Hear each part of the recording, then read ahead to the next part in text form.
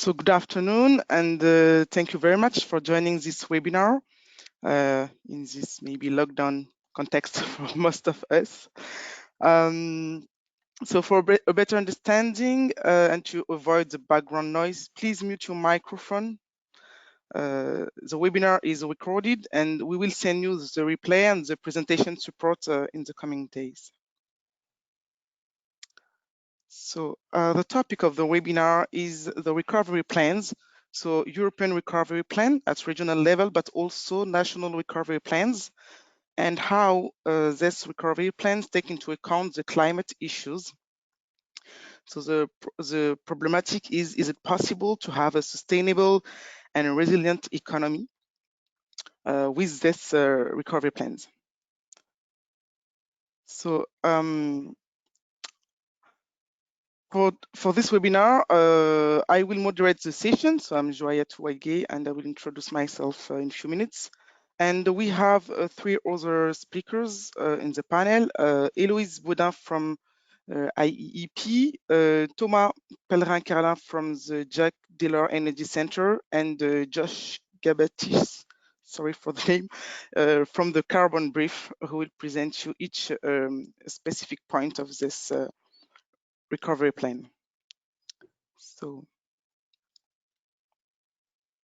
okay, this is the agenda of the sessions.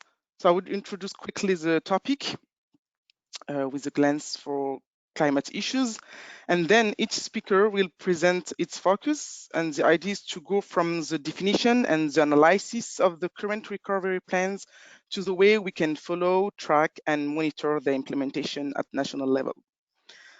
And in the third part, we will give the floor to the attendants to respond to questions.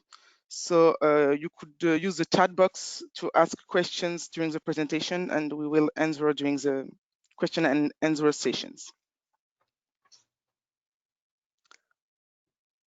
So the associations, which I will present quickly the associations Bilan, Carbone. So my name is Jouairyatou Wague, and I'm a project manager working in the association Bilan-Carbone called ABC. The ABC was created in 2011 at the initiatives of ADEME, the Ecological Transition Agency, previously French Environment and Energy Management Agency, with the mission of developing and disseminating the Bilan-Carbone tool, which is a carbon accounting tool. And this tool is a method for greenhouse gas emission accounting and reduction. Sorry, and it's currently the most commonly used method in France. The association's purpose is to spread its expertise in terms of carbon accounting, environmental footprints, and low carbon transitions at international level. And we used to train and raise awareness of all kinds of organizations and stakeholders in adapting tools and methodologies for the transitions. And all the missions of the ABC is to raise awareness and build expertise. And for that, we organize public events like this webinar to give access to information and to participate in different working groups on research projects to spread carbon accounting and to promote the low carbon transition. So the topic of today, so the recovery plan. What is the European recovery plan? The COVID-19 sanitary crisis has shaken up the economic order at worldwide level, but it also highlighted environmental issues regarding energy consumptions, the transport, and the system and the economy, which is currently shaped. And we should take advantage of the economic recovery plans, maybe as a once life in a lifetime opportunity at regional and national level to meet the long-term energy and climate goals. So the three main goals of the European Recovery Plan is firstly to help repair the economic and the social damage brought by the coronavirus pandemic. And the second goal is to kickstart European recovery. And the third, to protect and create jobs. And among these goals, it is really interesting to introduce the transition and the environmental issues in order to be consistent with existing climate policies like the Green Deal or the climate plan for 2030. And it is the object of this webinar to see if the current recovery plans are in line with this objective. The budget at a European level is 750 billion euro through a new recovery instrument called the Next Generation EU, allowed it to European member states to have subsidies or grants or loans to implement a recovery plan at their scale. So the Europe, we have on the first part the European recovery plan at regional level, but the idea is for each member state to implement and to design its own recovery plan regarding its context. And for that, we can ask ourselves what is the link between the European Recovery Plan and the National Recovery Plan, but also if the environmental issues is included in each of this plan. And from National Recovery Plan, one of the criteria is to allocate it at least 37% of expenditure to the environmental objectives, including the carbon neutrality to reach in 2050. And the European Commission has proposed also a higher emission reduction targets from 2030. The current one was 30%, 40% list, and the new objective is to reach at least 55% in before 2030. And why the European Commission proposing these higher emission targets? Because the current policy would not lead us on a balanced pathway to climate neutrality by 2050.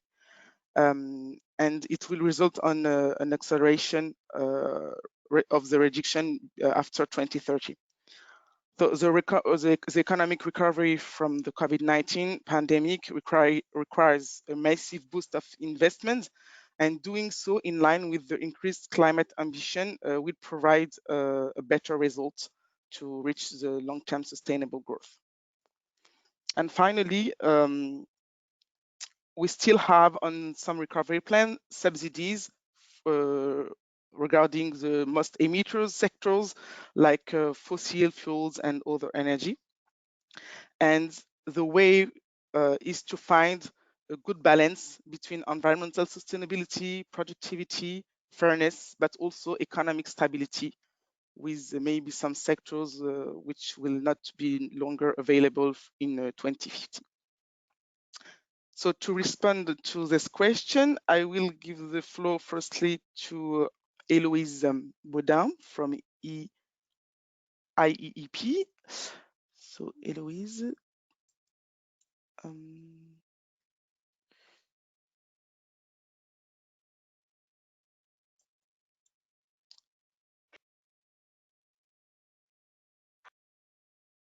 Here, you are here. I will give you the right to share your screen. Can you hear me? Yes, I can hear you. Hi. Okay. Hi. Great. Maybe you have the right now? Yes, I do. Okay. Can you see my screen? Not yet, but yes. Okay. Okay. Great. Okay. I'll put it here. Yeah, I'm good. Thank you very much. Thank you very much for inviting me today to discuss the very interesting topic of the green recovery. So I'm Eloise.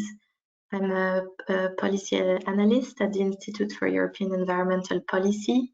We're a Brussels, London-based think tank, and we provide evidence-based policy analysis. And we've done quite some work on the green recovery, on the Green Deal implementation. So I'm happy to present a bit the research that we've done.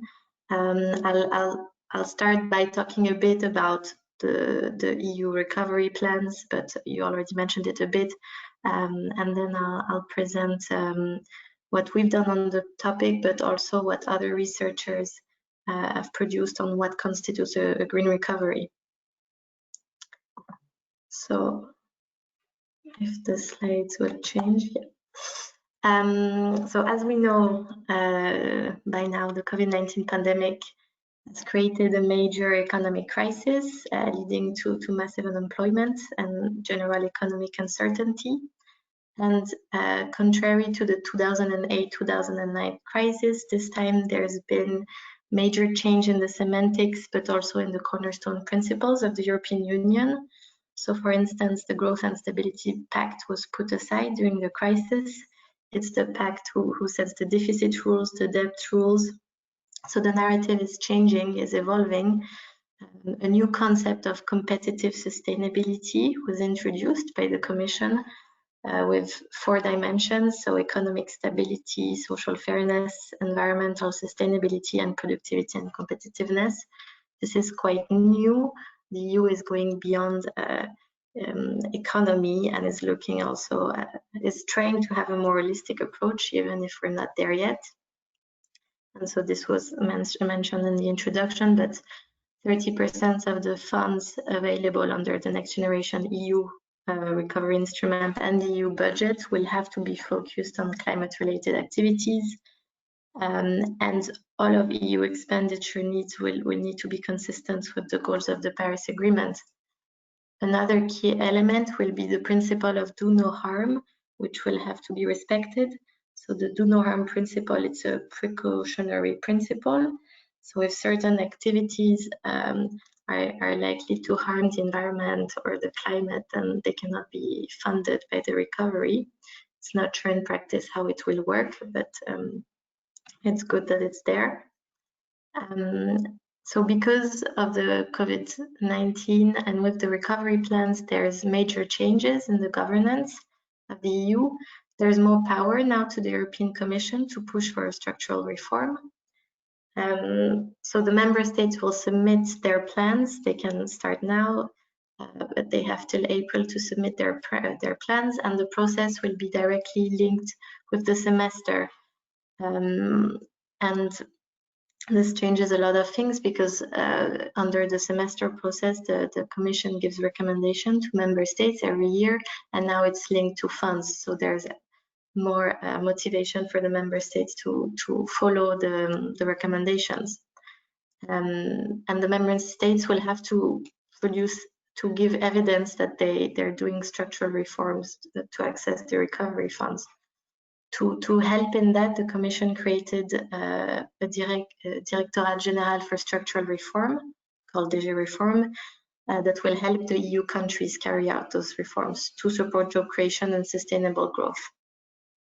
And so to access the recovery plans, the member states will have to show how their investments will help either promote the Union's economic, social, and territorial cohesion, strengthen economic and social resilience, mitigate social and economic impact of the crisis, or support green and digital transition. So those are the key 4 points. And at IEP, along with other European think tanks, when the talks around the recovery plans started, we came up with 5 tests for the European Union and member states recovery packages. So what would be the criteria to ensure that the recovery package are sustainable? The first criteria, probably the most important one, is that the recovery package needs to be made with sound scientific basis. So that would be to ensure that there is effective public spending. Leaders need to listen to what scientists are saying.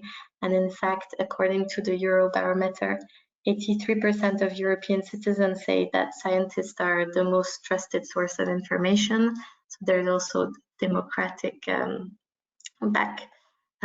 support for that.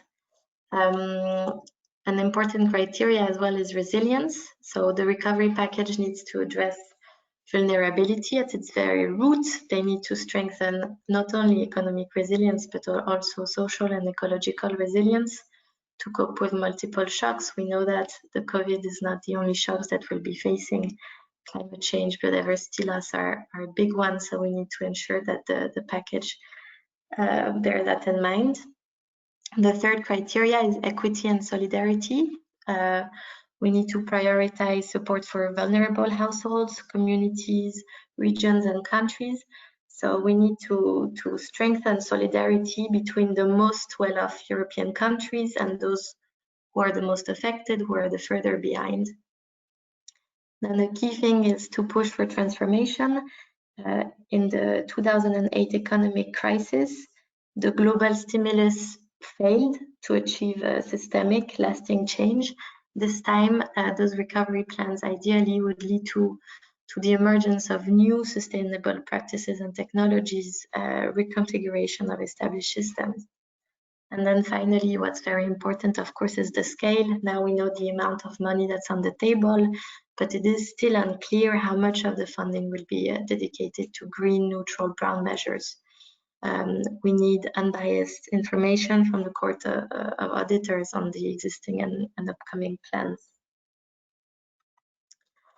So at AEP, we've looked at what other research institutes, think tanks, and NGOs have done on the topic. When we started talking about recovery package, there's been lots of studies, papers published. So now I'm just going to walk you through some of the main areas and key ideas that have been put forward. On fiscal measures, Transparency International, Vivid Economics published a paper on financial aid for sustainability conditions. So they said that all the support and bailouts that's given to firms need to be conditional to green clauses in line with EU's goals.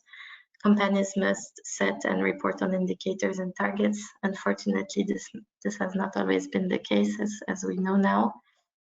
So bailouts must incentivize responsible tax conduct commitments as well. Annually in the EU, we lose around $500 billion in tax revenue. So this would also be a condition.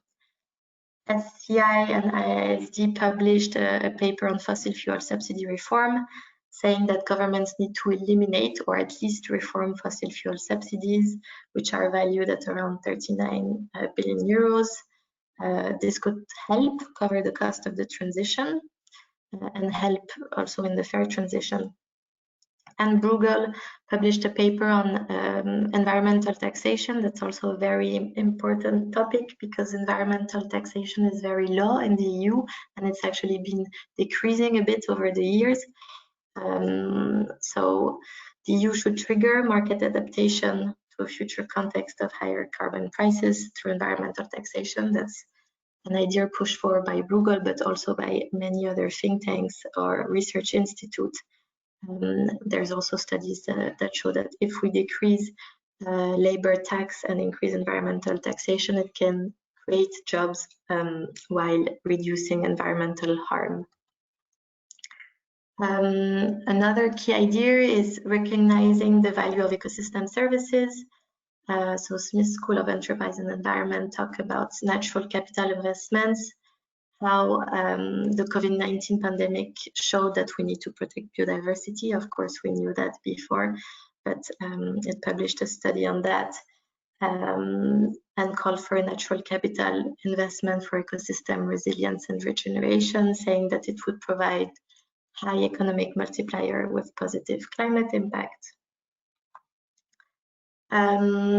Now also something that we know and something that should have been recognized probably earlier on by the European Commission, notably in the European semester process, is that we need to look at health system and build resilient health system. And that's what Concord talks about and talked about when the crisis happened. We need to address unequal access to health and to medical treatments.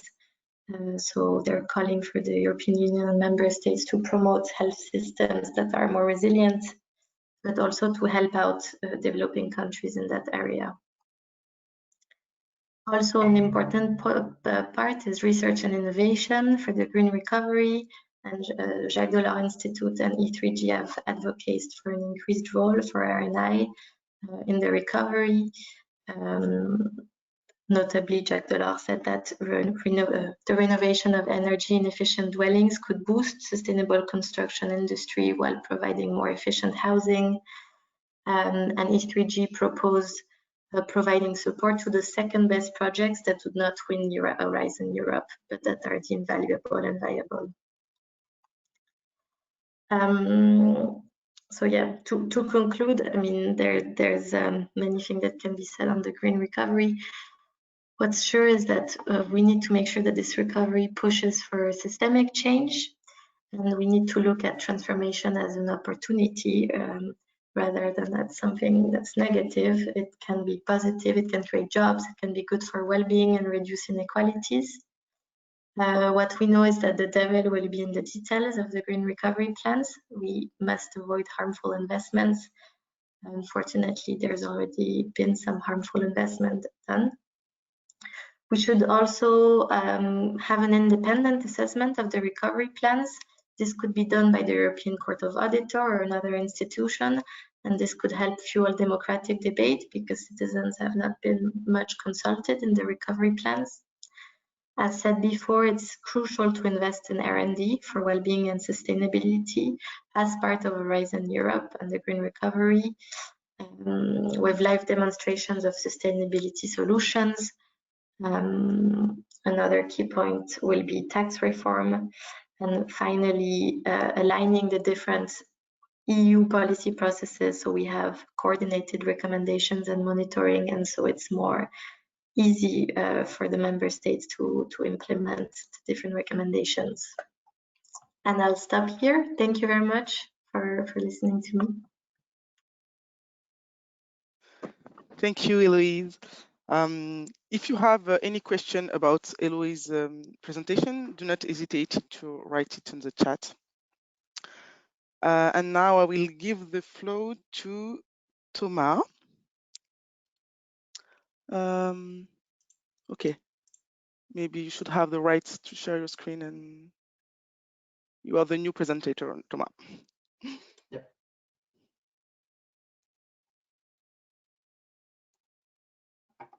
Okay. Well, good afternoon, everyone. So my name is Thomas, and I work for the Jacques Delors Institute, which is a European think tank that is based in Paris, in Berlin, and in Brussels.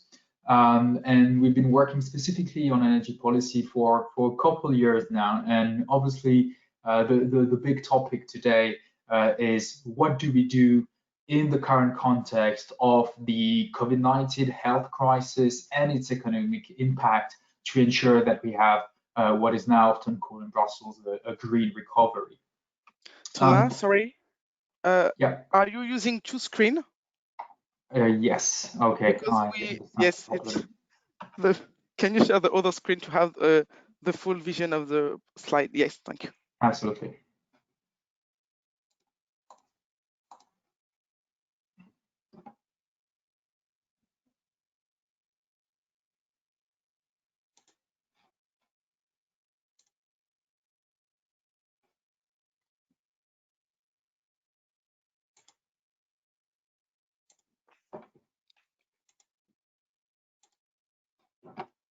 Okay. Yes. Is this better now? Right. Perfect. Okay, perfect. Thank you. So I was just about to dive into the core of the topic. And what I want to do now is to provide you a state of play of, let's say, the politics and the discussions on the green recovery, but also tell you what has happened over the past 2 months that I think can, really set the scene for what could be the first ever green recovery in European history. So far, there are still conflicting narratives and debates on the recovery, and I would like to highlight 3 main questions that have not been actually answered with a wide consensus by politicians. The first question is: are we adopting a policy to face an economic crisis that will be a short-term crisis or a long-term crisis? And you see that depending on the discussion and the policy decisions, you see that decision makers, are having in mind, let's say, a different scenario on the length of the crisis. Originally, the prevailing narrative was that it's just a short-term economic crisis. The prevailing narrative a few months ago was we have the lockdown in March and April, and then we can reopen the economy in June and July, and everything will be mostly fine from there. And in 2021, we're going to have a big GDP growth again. That was the main narrative in let's say before the summer.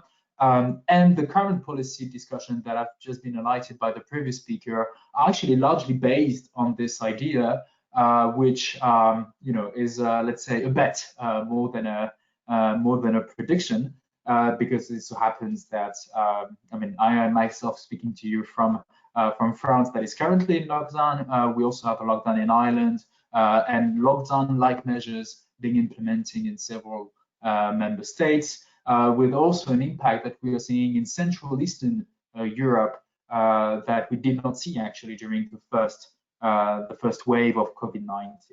And so this question has not been answered yet. And from a policy perspective, you would not do the same if you consider that this economic crisis will last for, let's say, 1 or 2 months, or if you consider that this economic crisis may last for 1 year, 2 years, maybe even 3 years. The second question that has not been answered yet, and that's a very, very political one, is which degree of EU control do you have over the national use of national money? That's state aid debate, but also over EU money. And obviously here there's the question of the conditionality with the green conditions. And finally, the third question that has not been fully answered in the actual decision of politicians is whether the aim is to build back the 2019 economy. So for instance, you would support a lot of companies that are struggling today and that were actually doing well in 2019. Or are you also looking at preparing the 2025 economy, in which case you would need to pay far more attention to sectors that may not have been important in 2019, but that will be important in 2025. Let me just give green hydrogen production as an example of a sector that is almost irrelevant in 2019, but that in 2025 may start becoming an important sector for the economy. And obviously, depending on the question, on how you answer those three questions, you will come up with a very different plan. And what I believe that politicians should do today is to really consider that this economic crisis will last for a long time. We need to face this reality now, as hard as it may be. But the economic impact, we are going to see a big economic impact of this crisis, not only in 2020, but also in 2021, 2022, and maybe even after that. And that we should, make a bold decision, which is to say, okay, let's prepare the economy that we need, so that at the end of this crisis, we have an economy that is fit for the 2020 decade rather than the 2010 decade. So far, what has been done by policymakers? So the European Commission published back in May a plan, and the overall narrative was to say that the plan of the European Union would be to use this recovery as a way to accelerate the green transition and the digital transition. How it will work in practice, so we already have EU states that are borrowing money on the financial markets to support the national economies through national measures. And the EU input, as was said before, is to essentially provide support to those national decisions by giving grants to countries, also by giving loans. And this whole borrowing exercise that is happening at a moment where both the member states, but also the European Union, can borrow money over a long period of time. And so the money that is being borrowed today will be paid back in the 2030s, in the 2040s. And at the same time that this, let's say, fiscal policy is happening, there is also a regulatory policy that is being developed, and we expect that in June 2021 we will have really the majority of the policy proposals related to the Green Deal that will be presented by the Commission. And I think this is particularly important in the context of the green recovery, because it can send a clear signal to investors, but also to businesses about which investment they should prioritize depending on the regulatory decision that will be taken by the European Union in the end.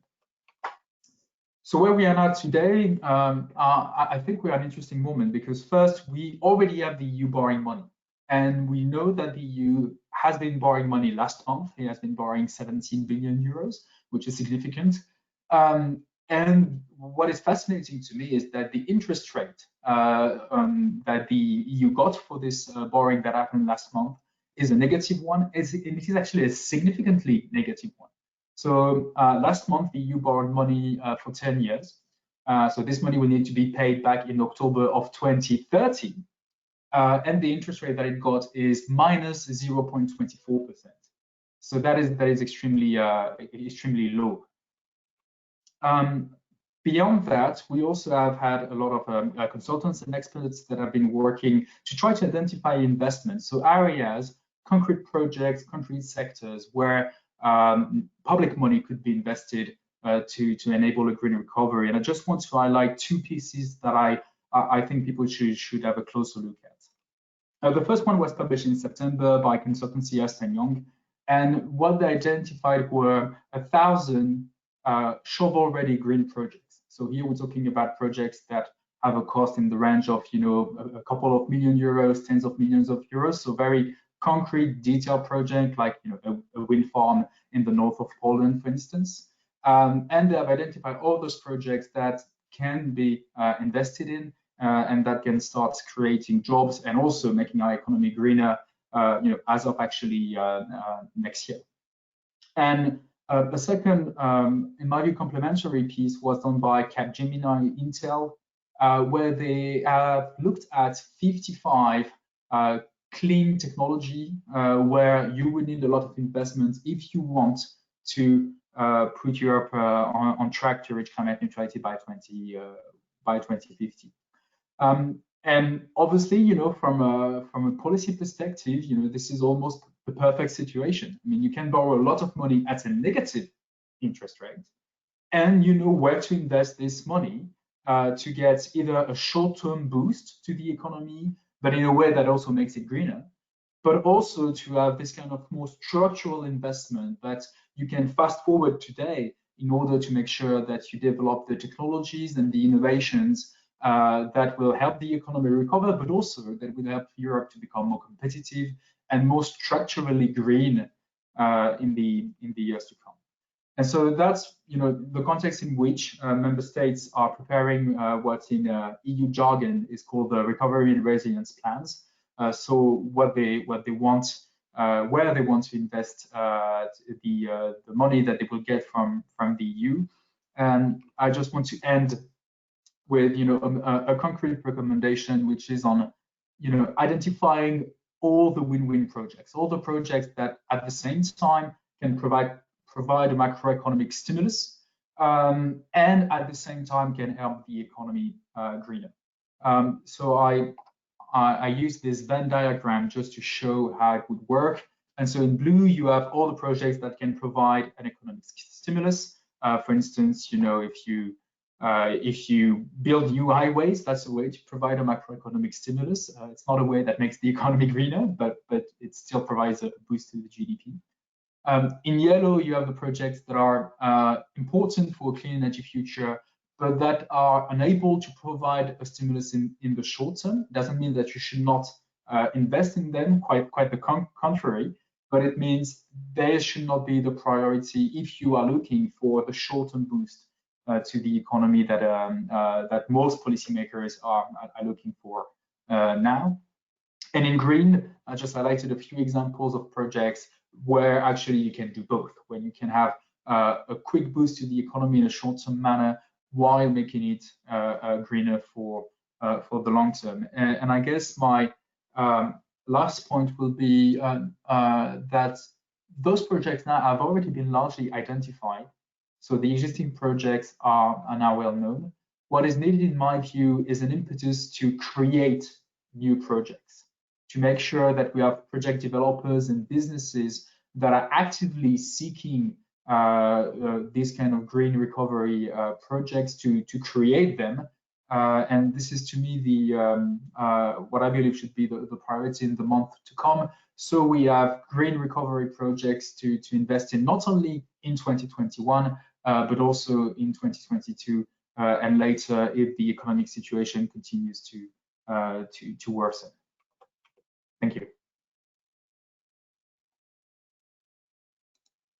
Thank you, Thomas. And I think we'll go deeper with the question in the last part. So now I will give the floor to Josh. Josh. Yes, Josh is here.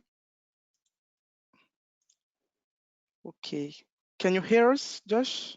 I can. Yes. Can you hear me? You have the right now to share your screen or control the device. Okay, one sec.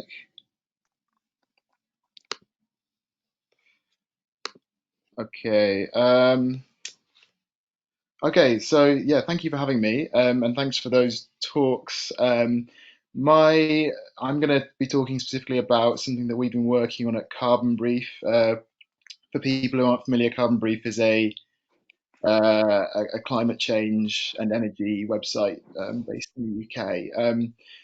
And we've been doing a lot of stuff since the pandemic began. We've been looking a lot at how it's been impacting emissions. Going back to February, we did some analysis on how the initial wave in China cut emissions over there. And we've looked at things like IEA reports showing that, projecting how much it's going to impact global emissions. But I think what became apparent pretty quickly was that the kind of short-term emissions cuts from the pandemic weren't going to be the big story here, because ultimately, as other people have mentioned, the emissions will ultimately go back to normal unless there's kind of lasting change in the form of these green recovery plans.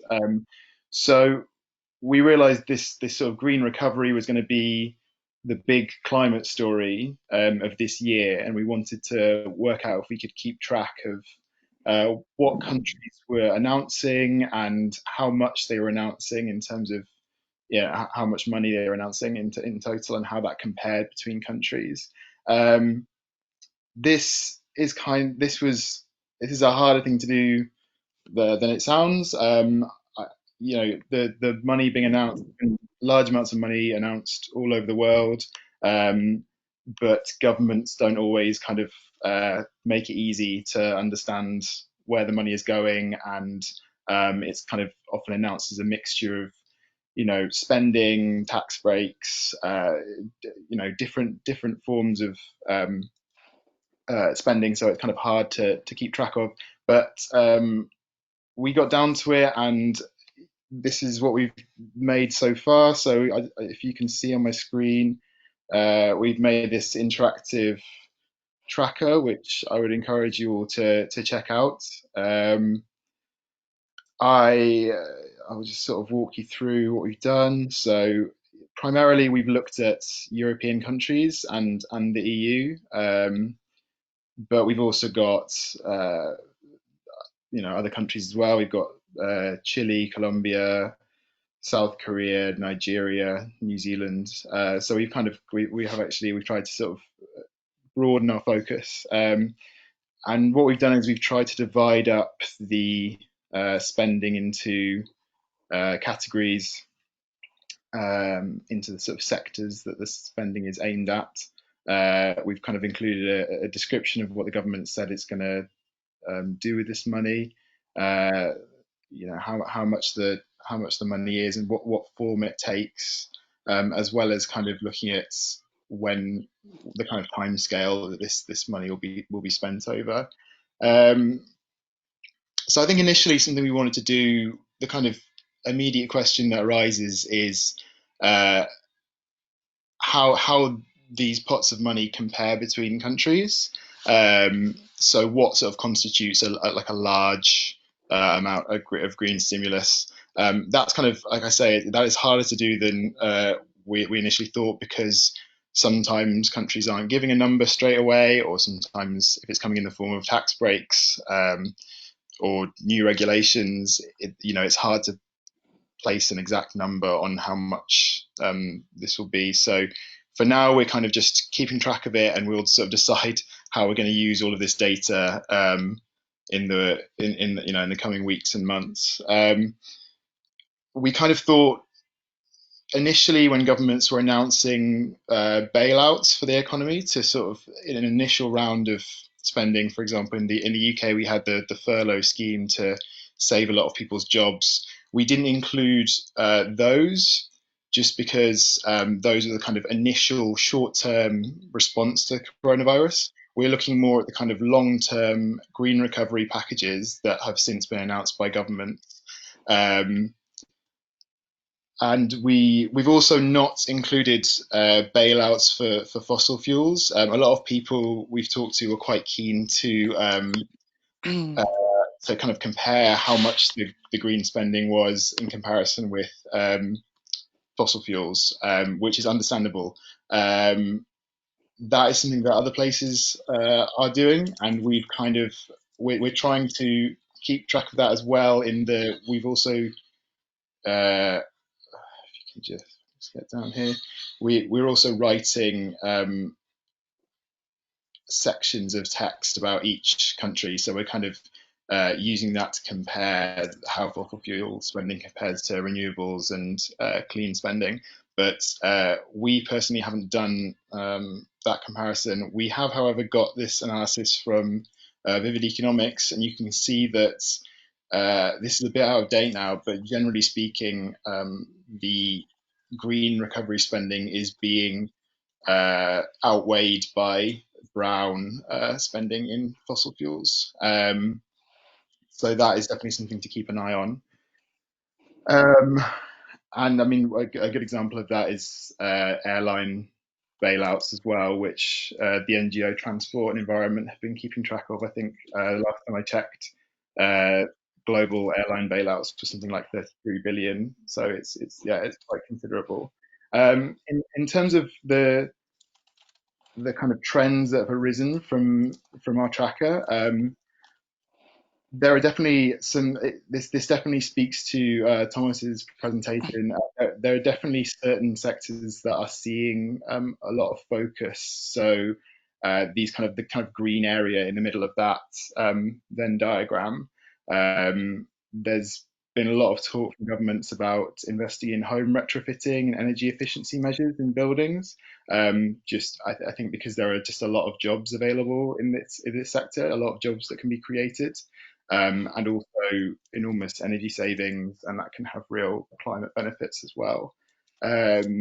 Transport, there's been quite a lot of investment in transport. So you can see all of everything marked buildings here is to do with home retrofits. And then we have, transport, a lot of focus on transport. That's also the only measures we've got in there for China so far are for transport. They've talked about expanding their electric car charging network, and various other countries have done that as well. You've had France and Spain both announce big sums of money for their automotive sectors. I think in Spain, the automotive sector is something like 10% of GDP. So you can see why they want to focus on that, but they've done it with a kind of a slant towards electric or low emissions vehicles. So you can see from this, this is what we hope we've created quite a useful tool here. We've got the source documents as well, linking back to all the official government documents. We're going to try and keep this updated as much as possible.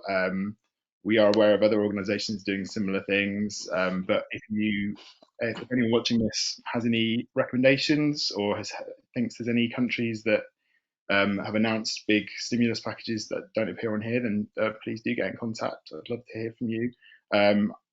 I think, yeah, just one final thing is that, this year was supposed to be a really big year for the climate. We were going to have the COP26 event in Glasgow, in which countries were meant to be coming forward with raising their ambition.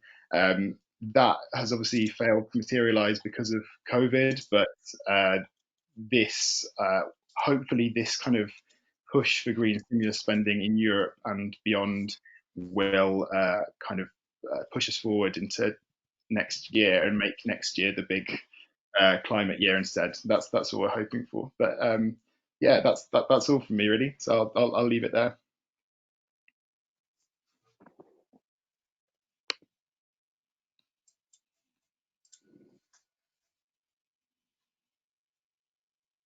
Hello? Oh, maybe I have a lost.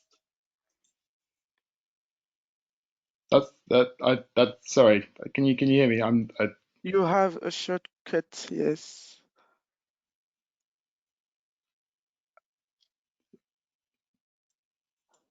Is that okay? Did you hear me? Yeah. Just that's me done.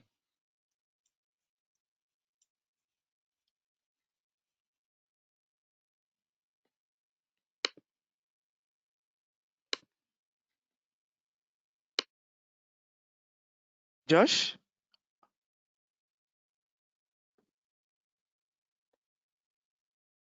So I think we have lost Josh. No. Sorry. I'm done. Can you hear me? Okay. Yes. I will.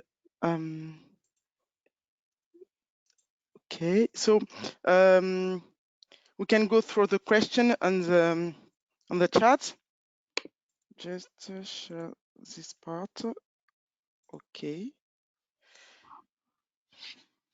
Yes. So we have a first question to all speakers. So from Frédéric Daniel. Do you have any specific process or program to help clean tech startup in their development? Yeah, I'm happy to take that question because it so happens that I work a lot on the EU clean energy innovation policy. I guess what I would recommend if Frédéric is working for a specific clean tech startup is to get in touch with the EIT Inno Energy. I'm going to put that in the chat also, which is a European organization. It's a public-private partnership between the European Commission on the one hand, universities and research centers, and private businesses working on energy. And they can have they're investing in startups themselves, but they can also help a lot of people to get in touch with, let's say, the EU ecosystem on clean energy research and innovation to see to which program specifically a clean startup can apply, depending on which technology it's working on, which innovation it's providing to the market, but also at which stage of the life of a startup they are. So there is not clear-cut answer. There is not a single program. There are several programs that try to really fit the needs of each startup. So maybe just to provide two examples. If you already have a product and you're ready to go on the markets and you are looking for someone who can provide equity to your startup, you can directly contact the European Investment Fund, which is based in Luxembourg. If you still need to develop a technology, but you need to do it fast, you need to do that in a couple of months, it's better to go to the EIC, the European Innovation Council, where you can propose any kind of project and they will help you out either with a grant or with a loan or with equity, depending on the project, depending also on the startup needs. Eloise has also mentioned Horizon Europe. So I mean, for 2020 funds, I don't know which is the last deadline, but it's still quickly different from the EIC, but it's another program available for startup or firms, company.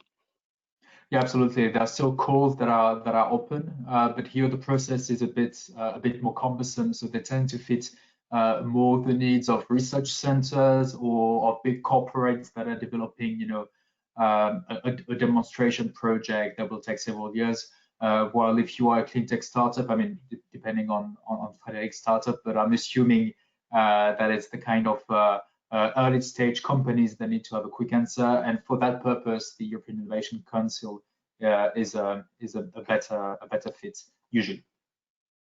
Okay, but it's still the majority European instruments. Maybe at national level, it's is it existing some instruments? I don't know if Frédéric is from France, for example, or he should also apply for European investments. Well, I can't answer that right away because obviously you need to have the details. But generally speaking, for a startup, you have support at the regional level in some European regions.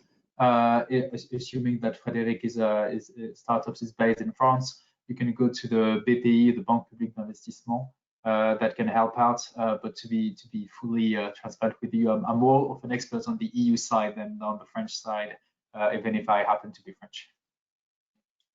Okay, so thank you, Thomas. Eloise or Josh, would you like to complete, or if you have other instruments in your mind that have not been talked about? No. So the second question from Jean, the topic of climate change is no more a priority. It is masked by the health crisis, and companies are focused on surviving to the crisis, and public actors are focused on the sanitary rules and their consequences. What do you think about it? Maybe I can give it a first go. Yeah. But yes, indeed, I mean, the European Green Deal, for once, we had an ambitious agenda set by the EU institutions, and then COVID-19 happened, and the Green Deal was not the priority anymore. So it's true that there is this big scare that climate change doesn't stay at the heart of policy making, and it's true that now the COVID-19 is the priority. But I think what we've been saying today at this webinar is that there is a way to make the transition at the heart of the recovery, but also to by using win-win solutions. That's what Thomas was saying, as we call it, double benefit policies.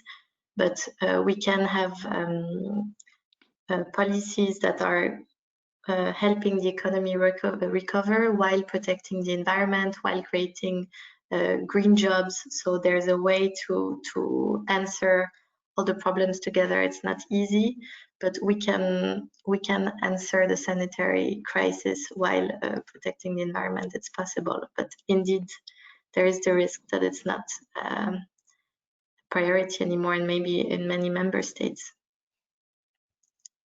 Yes, yeah. And maybe the fact that they have some criteria to apply for the fund at national level is also a way for companies to take into account the environmental issues in their business way, and to have a double objective of surviving to the crisis, but also taking into account the environment, and maybe to have a wider view of the trajectory and the existing in a low carbon transition way at 2040 or 2050, in which time we should be in a carbon neutrality world.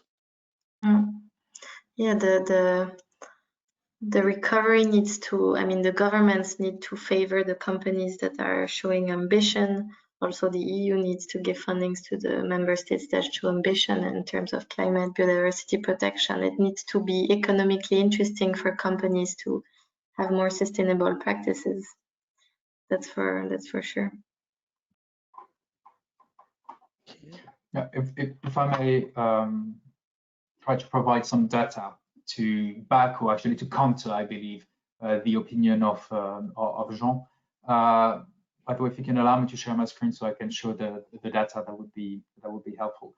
But there has been a polling exercise that was done during the summer, I believe, by an organization known as More in Common.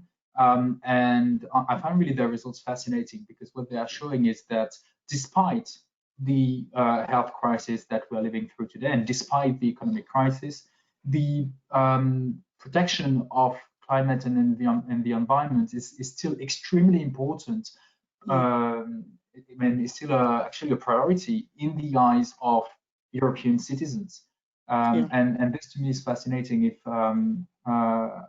I can just maybe provide you the data. So I have the data for France, but also for Germany. And the question that was asked to the people is, which of the following topics should be the priority of your government? And they were allowed to give several answers.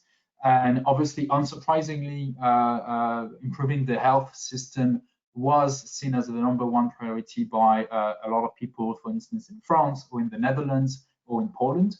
But still, there was in almost all countries between 25 and a third of the respondents that say that climate protection and the protection of the environment was among the #1 priorities. And in the case of Germany, the German citizens that did answer the poll gave a higher priority to climate than improving the health system. And this was done, this summer, so just after the lockdown. So I think, I mean, if I had to, speak as a scientist here, as a political scientist, I don't think that in the eyes of the public opinion, climate change is no longer a priority. I was personally surprised by the result, because I had the same, intuition as Jean. So this may reflect maybe the perception of the decision makers, so the people that are currently adopting the decision, but it's not reflecting the opinion of I will not say the people, but at least vast segments of the European society. So this being said, let's keep in mind that at least for citizens, climate change is still very, very, very much a priority, even during this economic crisis and this health crisis. So here, obviously, the question is what to do about that. So I already, covered the win-win parts, and Eloise provided further examples on this. But I think now we are in a world where we don't need to create fake oppositions between the state of the economy, the health situation, and climate change. If I can maybe just give one example, there is now increasing scientific evidence that COVID-19 infection and death are well correlated with air pollution. And there was a report by the European Environment Agency that was issued just a few weeks ago that provides even further evidence on that. So one way to actually limit the impact of, to limit the health crisis, to save lives in the end, is to fight air pollution. We know that it's good in itself for the health system, and there is now increasing evidence that actually fighting air pollution is also one way, or even if limited, one way to contain the current pandemic. How do we do that? Then obviously many ways to fight air pollution. But if I had just to mention one that is currently being put in place in some countries, and that is good for the economy, is obviously to give subsidies so people can buy electric vehicles. And this is what Germany has done, for instance. And in the case of the French recovery program, there are increasing subsidies for people to buy electric vehicles, but the government also chose to subsidize the purchase of small diesel and gasoline vehicles, which is the political choice of the French government. I mean, they're free to make this choice, but it's definitely not a choice that was the best one, both in view of transforming the economy, but also in view of fighting air pollution and therefore improving the health situation in Europe.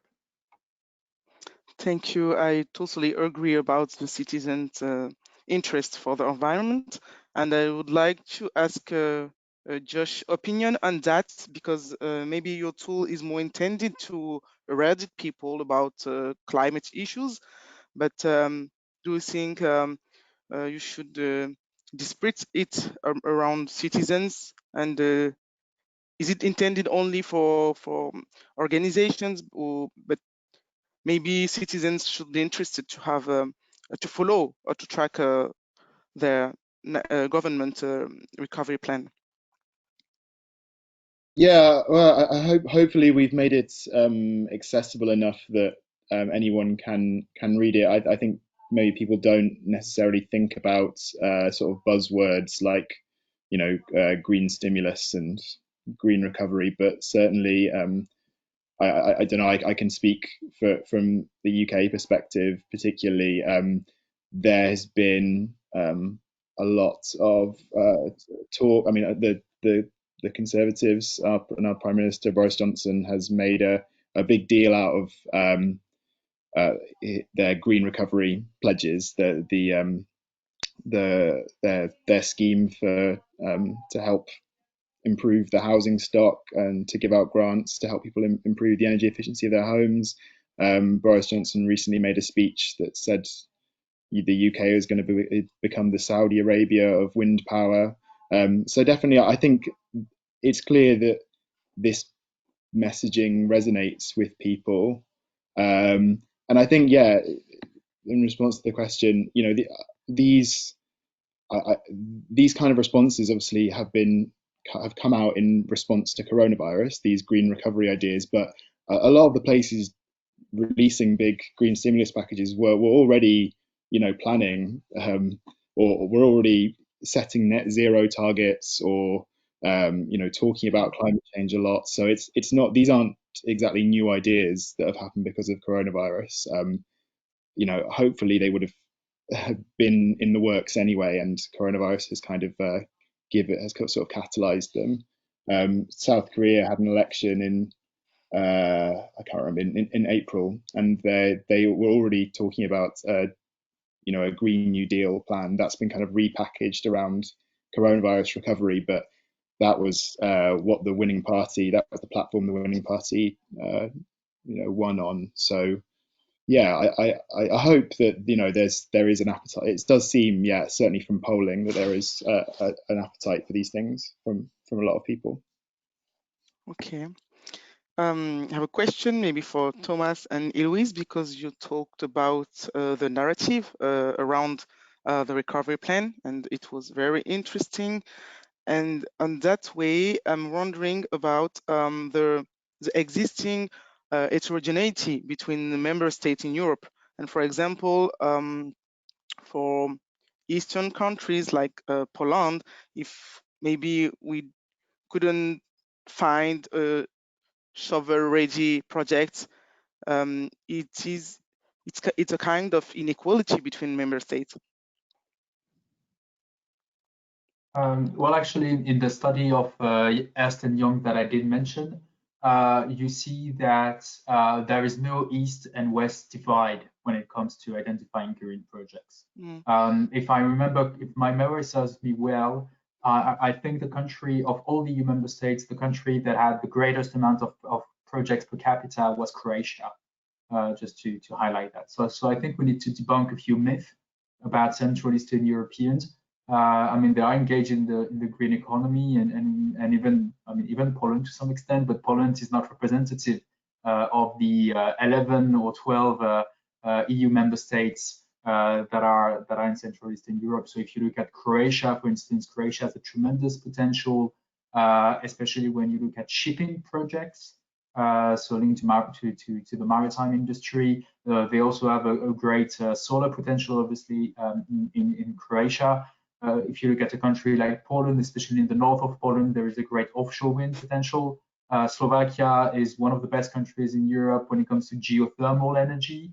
And I mean, I could go on more and more on that. So there are a lot of green projects out there all over Europe, including in Central Eastern Europe.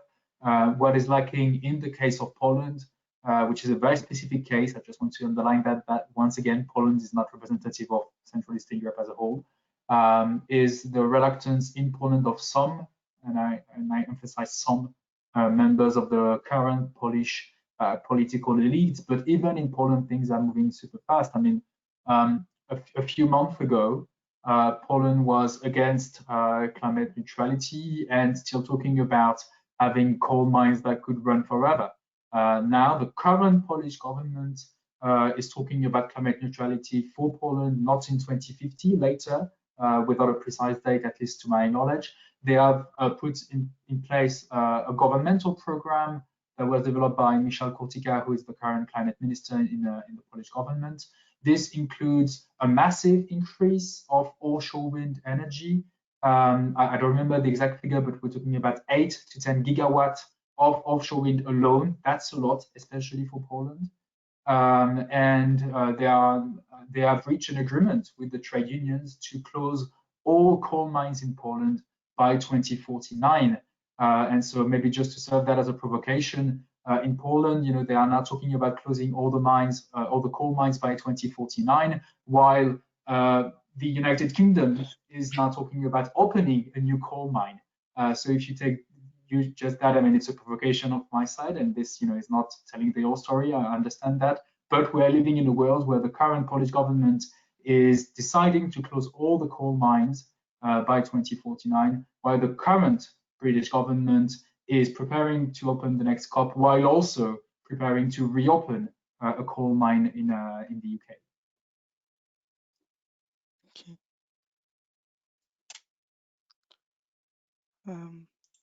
Are there other questions in the chat? No, not for the moment.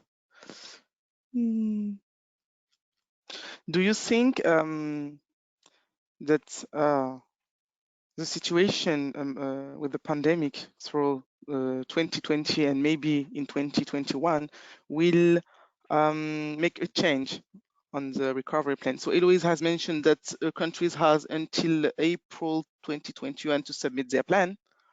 But if the situation in the next weeks will impact maybe this following plans.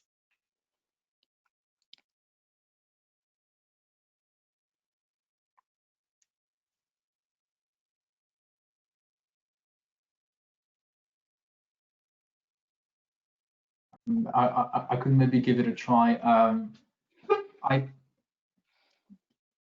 I think we need to understand maybe the singularity, the uniqueness of the economic crisis that we are living through today.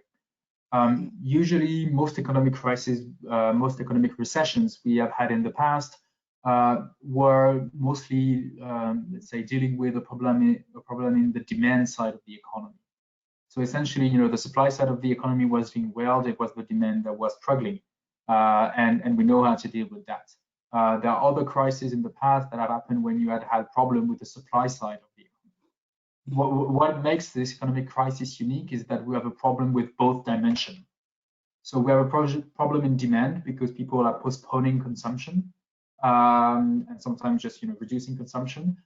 Some of this is linked to the fact that a lot of people have already lost their jobs, especially people that were in the most unstable work positions, and as a result of that, they're consuming less because they don't have the money anymore, and they're cutting even on essential goods. I mean, we are seeing again in the most poor segments of European societies, hunger becoming a problem again, which is something that as a young European I did not expect to see in the 21st century. But anyways, so we have this from a purely economic perspective, a demand side problem. But we also have a supply side problem. I mean, you can put all the money you want in the economy. People are not going to go to restaurants in France and in Ireland this month.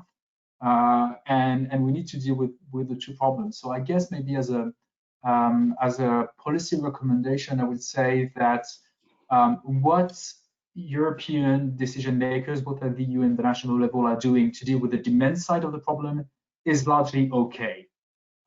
It may not be big enough, we don't know that yet, but it's largely what we think should happen.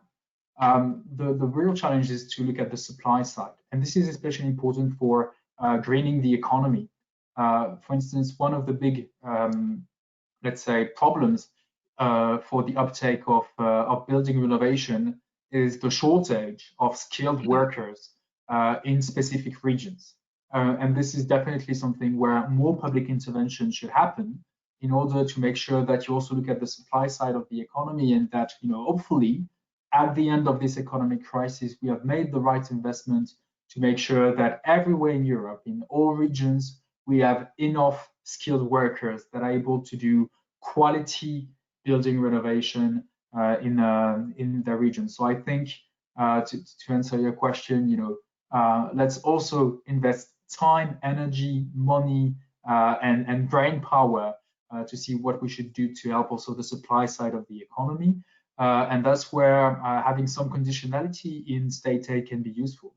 To say to companies, we're going to help you out, obviously, but we are not going to help you out to build back the way you were 10 years ago, but to prepare for what will allow you also as a company to grow. And part of this is obviously ensuring that that some of the public money is being used to ensure that workers can train themselves to acquire the skills that will allow them to be the makers of the energy transition in this decade. And if I can just on another point, but it's true that if lockdowns keep happening, and if we stay in that situation for much more time, there's going to be a problem. I mean, there already is with mental health, and the fact that people are really in pain. Some people are living in very little space, and at IEP we're going to publish a report soon on the links between mental health and access to nature, and that's something that we need to keep in mind. And in the second lockdown, France now is letting people go in natural spaces, but this thing we're going to be able to observe those phenomena, and we're also going to have to act accordingly. This pandemic is showing us how important it is to be in nature and to have access to parks, and it's also showing the inequalities. It's increasing the inequalities between the citizens. So that's something that we need to watch out for. Yes, you have talked about the principle of do no harm existing inside the environmental criteria, but also between the different dimensions regarding the recovery plan. In the chat, I see. Okay, you just put the link to the document in the chat for those who need to access. Okay, I have a last question for Josh regarding maybe environmental criteria for other regions, because we were focused on this webinar on Europe, but you have also mentioned other countries in North America or South Asia, I think. What is your opinion on the recovery plan outside Europe? Well, Europe's definitely been leading in this regard. We have seen some promising. I mean, so the US, for obvious reasons, I think, has not released a comprehensive green recovery plan, but Joe Biden, if he does indeed turn out to be president, has said that he will essentially introduce what is basically a green recovery plan, which would be very extensive, but whether or not that happens remains to be seen. The countries that we've looked at, maybe the best example is South Korea. They have announced considerable funding for a green and digital investment, which is similar in scale to some of the ones that we've seen from Europe. The other countries we've looked at, so we've included some things from places like, so China and India haven't released what you would call kind of green recovery packages, but elements of their recovery plans will have environmental benefits. So both India and Nigeria have introduced these reforms to their fuel subsidies, which, even though they're not kind of climate policies, they will have they have the potential to have a considerable climate impact. New Zealand also is someone we've looked at that's got introduced a green recovery package, which has got some good climate elements in, and a couple of South American countries, Colombia and Chile, have both announced quite considerable infrastructure investments that include some renewables spending. But to be honest, yeah, it is really the European countries that have led in terms of green stimulus spending, and of course the EU at the centre. Okay. And maybe if European region is leading the transition through their recovery plan, do they include the maybe for the production essentially the impact of the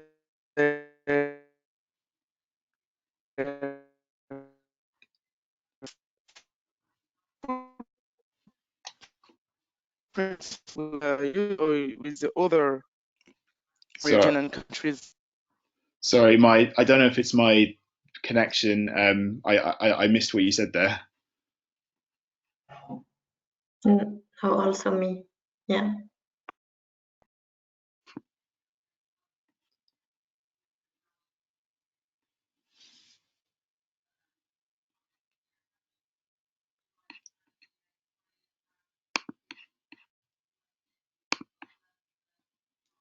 Yeah, I think we might have lost her.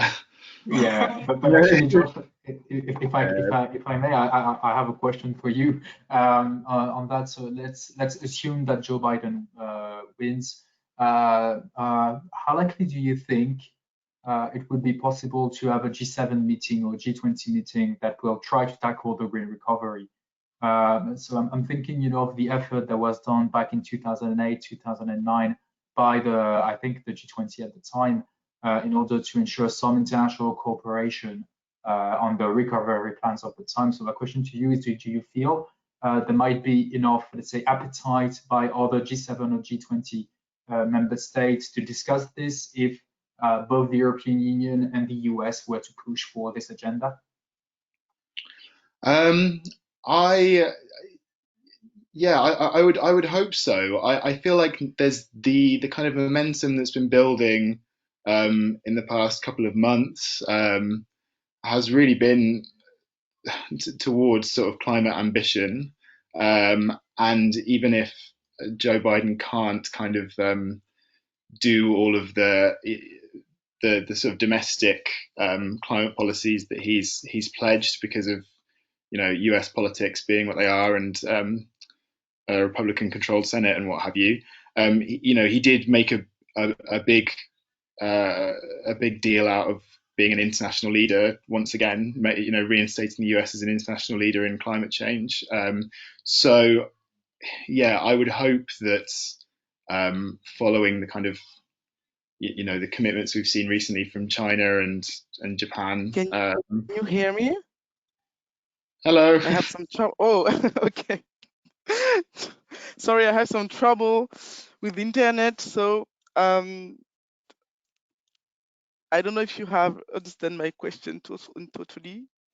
No, but actually took the liberty and the opportunity to ask a question to Josh. Okay. Okay. So yeah, whether we could expect some international cooperation at the G20 level for green recovery.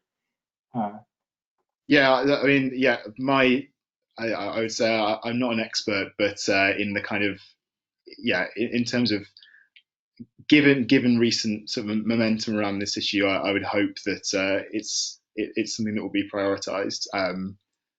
Yeah. Okay. So I think we could go through the conclusion if there are not other questions in the chat. No. Okay. So through the different presentation, we see that the European recovery plan is still ambitious to include and to integrate climate issues on the different part of the economy, but also taking into account the social parts of the plan, and we need to have a current story for the decarbonization. That's mean to have a complementarity between the investment for the project and, as Eloise said, to apply the principle of do no harm, to be consistent, and also maybe which point is still follow for the beginning years is to see if the investment should be shaped only for short time or for a long time and go beyond the crisis period, because we do that most effort and efforts should to be done before 2030, but the investments from these, different sectors should be pushed and boosted for the long term to have a real transition, particularly on the sector of the energy. And maybe the objective is also to reshuffle priorities at national level regarding the existing project, which could benefit directly from the investment, and the project should be shaped to be consistent with the environmental criteria and other demand of the Commission to apply for the fund and the loan. So thank you very much for all speakers for their interventions. And we will send you the link to the video to access to the replay and also the slides. So we will have only, the video will allow you to follow Josh's presentation through the tool, the Carbon Tracker, and you will have the slide for Thomas and the Eloise parts. So thank you very much. I hope the webinar was useful for you. Thank you. Thank you very much. Thank you.